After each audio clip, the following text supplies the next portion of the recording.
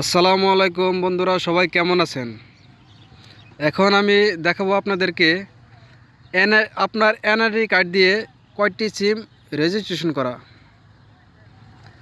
প্রথমে ডায়াল করবেন *16001# calling.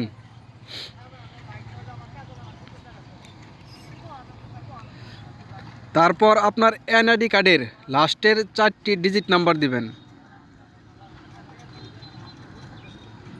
Send করবেন।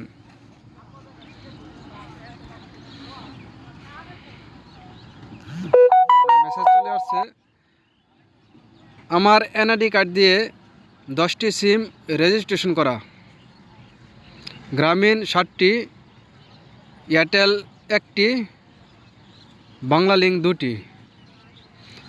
বন্ধুরা, ভিডিওটি ভালো লাগলে অবশ্যই আমার চ্যানেলটি সাবস্ক্রাইব করে দেবেন।